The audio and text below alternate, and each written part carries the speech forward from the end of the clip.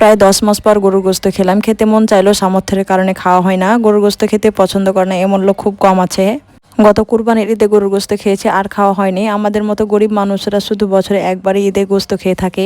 Hello everyone, আসসালামু আলাইকুম। সবাই যেখান থেকে আমার ভিডিও দেখছেন আশা করছি সবাই ভালো আছেন, সুস্থ আছেন। আলহামদুলিল্লাহ আমরাও ভালো আছি।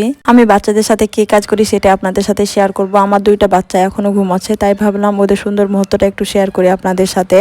ঘরে আলোটা অন করতে মায়ের ঘুম ভেঙে গেল। মায়ের চোখে এত ঘুম কম, কিছু একটা শব্দ শুনলেই ঘুম থেকে উঠে যাবে। দুজনকে মুখ ধুয়ে 2টা কেক খেতে দিলাম। আমি চাদরটা পাল্টে আর একটা চাদর বিছিয়ে নিলাম। আমার বাচ্চা 2টা অনেক ছোট, তাই চাদর বেশি নোংরা করে। তারপর ঘরটা ঝাড়ু দিয়ে উপরে রান্নার জন্য এলাম।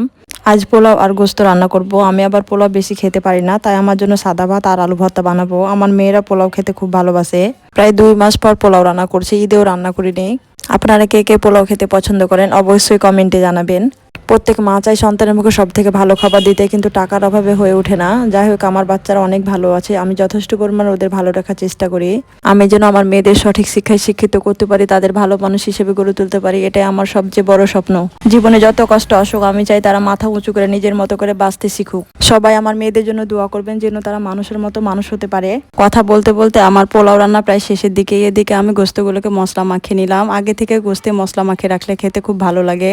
আমি মাঝে মধ্যে পোলাও নাড়ছিলাম, না নাড়লে তলায় ভাত লেগে যাবে। আমি পোলাও খুব সুন্দরভাবে রান্না করতে পারি। গাজর দিয়ে পোলাও রান্না করলে দেখতে খুব সুন্দর লাগে। আমার কাছে ছিল না, তাই দিইনি। পোলাও রান্না শেষে আমি এবার গোস্ত রান্না করব। কড়াইয়ে গোস্ত দিয়ে সাথে পেঁয়াজ কুচি, আদা রসুন জিরে বাটা আর এলাচ দারুচিনি তেজপাতা তেল দিয়ে ভালোভাবে মাখিয়ে নেব। হাতে মাখানো গোস্ত খেতে বেশি ভালো লাগে। মাখানোর পর পরিমাণ মতো পানি দিয়ে দিলাম। এরপর চুলায় দিয়ে দিব। বাজারে গরুর গোস্তের অনেক দাম, প্রায় 800 থেকে 850 টাকা। এই 800 টাকা দিয়ে আমি 1 সপ্তাহ কাঁচা শাকসবজি কিনে খেতে পারবো। অনেক সময় হিসাব ছাড়া চলতে হয়, আবার হিসাব না করলেও হয় না। আপনি যদি হিসেব না করে চলেন তাহলে অনেক বিপদে পড়বেন। আপনি যত টাকা উপার্জন করবেন তার উপর নির্ভর করে আপনাকে খরচ করতে হবে। আয়ের থেকে ব্যয় যদি বেশি হয় তাহলে আপনি বিপদে পড়তে পারেন। তাই ভেবে চিন্তে সবসময় আমি হিসেব করে চলি।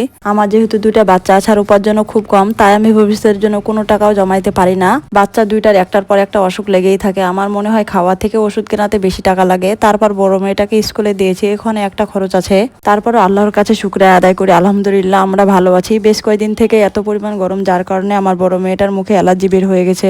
আমার মেয়ে 2টা কি সুন্দর ধুলানে খেলা করছে। আমি যখনই উপরে রান্না করার জন্য আসি ওরাও চলে আসে। নিচে খেলা করতে বলি তবু থাকে না, আমি যেখানে যাই সেখানে যাবে। আজকে দিনটা একটু ঠান্ডা, বাতাস বইছে অনেক, আর সূর্যও উঠিনি। আসমানে মেঘ ভেসে বেড়াচ্ছে, মনে হয় বৃষ্টি হবে। আমার গোস্ত রান্না হয়ে গেছে। এরপর আমি বাচ্চাদের হাত মুখ ভালোভাবে ধুয়ে দিয়ে খাবার খেতে বসলাম। রিসামনি পোলাও আর গোস্ত দেখে অনেক খুশি। যদিও আমার মেয়ে খুব কম খাবার খায়, কিন্তু তার পছন্দের খাবার দেখে বলছে আম্মু আমাকে একটু বেশি গোস্ত দিও। খাওয়া দাওয়া শেষ করে বড় মেয়েটাকে নিয়ে পড়তে বসবো। এখন আমার মেয়ের পরীক্ষা চলছে। সব মিলে আমাদের ভিডিওটা আপনাদের কেমন লাগলো অবশ্যই কমেন্টে জানাবেন। প্লিজ আমার চ্যানেলটি সাবস্ক্রাইব করে পাশে থাকবেন। ভিডিওটা লাইক ও শেয়ার করতে ভুলবেন না। আজকের মতো এখানে ভিডিও শেষ করছি। সবাই ভালো থাকেন, সুস্থ থাকেন। আল্লাহ হাফেজ সবাইকে।